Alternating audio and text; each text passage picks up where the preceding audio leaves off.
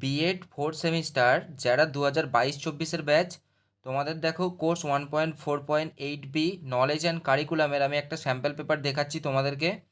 তোমরা এই কোশ্চেনগুলো ভালোভাবে করবে এক্সামের জন্য। এখান থেকে অনেক কোশ্চেন তোমরা কমন পাবে। গ্রুপ এ রয়েছে, দেখো টোটাল মার্কস রয়েছে 10, প্রত্যেকটা কোশ্চেনের জন্য 2 মার্কস থাকবে।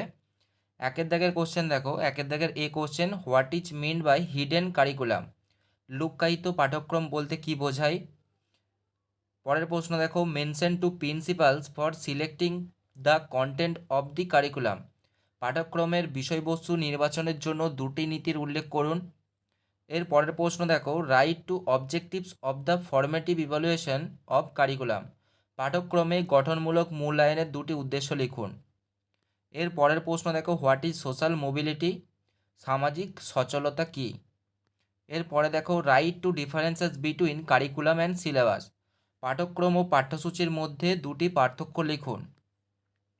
এর পরের প্রশ্ন দেখো, write any two characteristics of a good text book. একটি ভালো পাঠ্যপুস্তকের দুটি বৈশিষ্ট্য লিখুন।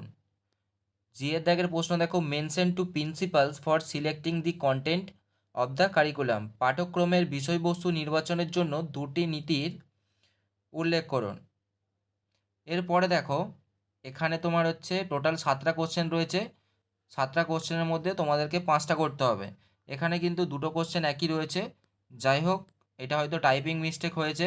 এরপরে দেখো গ্রুপ বি রয়েছে টোটাল 15 মার্কসের, 15 মার্কস। তোমাদের প্রত্যেকটা প্রশ্নের জন্য থাকবে 5 মার্কস। দুয়ের দাগের কোশ্চেন দেখো, state the relationship between curriculum and syllabus. পাঠ্যক্রম ও পাঠ্যসূচির সম্পর্ক বিবৃতি করুন। এরপরে দেখো, write a short note on elitism in curriculum. টিকা লিখুন, পাঠ্যক্রমে অভিজাততন্ত্র বা এলিটিজম। এর পরের প্রশ্ন দেখো, discuss the micro level evaluation of curriculum. পাঠ্যক্রমের ক্ষুদ্র অংশের মূল্যায়ন সম্পর্কে আলোচনা করুন। 5এর দাগের কোশ্চেন দেখো, state the merits of summative evaluation. সমষ্টিগত মূল্যায়নের সুবিধাগুলি লিখুন। 6এর question, briefly discuss any two characteristics of a curriculum. একটি পাঠ্যক্রমের যে কোনো দুটি বৈশিষ্ট্য সংক্ষেপে আলোচনা করুন। টোটাল 5টা কোশ্চেন রয়েছে, যার মধ্যে তোমাদেরকে 3টে অ্যাটেন্ড করতে হবে। প্রত্যেকটা কোশ্চেনের জন্য মার্কস থাকবে 5 মার্কস। এরপরে দেখো, গ্রুপ সি 10 মার্কসের থাকে, দুটো কোশ্চেন থাকে, যার মধ্যে তোমাদেরকে একটা করতে হবে। 7এর দাগের কোশ্চেন দেখো, time table is the second clock of the school, illustrate this statement with your own view. সময় তালিকা বিদ্যালয়ের দ্বিতীয় ঘড়ি।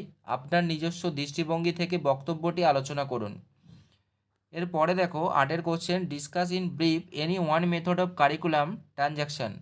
পাঠ্যক্রম সঞ্চালনের ক্ষেত্রে যে কোনো একটি পদ্ধতি সংক্ষেপে আলোচনা করুন। এই ছিল তোমাদের সেকেন্ড স্যাম্পল পেপার। প্রত্যেকটা পেপারের জন্য দুটো করে স্যাম্পল পেপার দেওয়া হবে। ওই দুটো স্যাম্পল পেপার তোমরা ভালোভাবে করবে। ভিডিওটা ভালো লাগলে অবশ্যই তোমরা ভিডিওটা লাইক দেবে, চ্যানেলটিকে সাবস্ক্রাইব করবে, আর এই স্যাম্পল পেপারটা তোমরা বন্ধুদেরকে শেয়ার করে দেবে।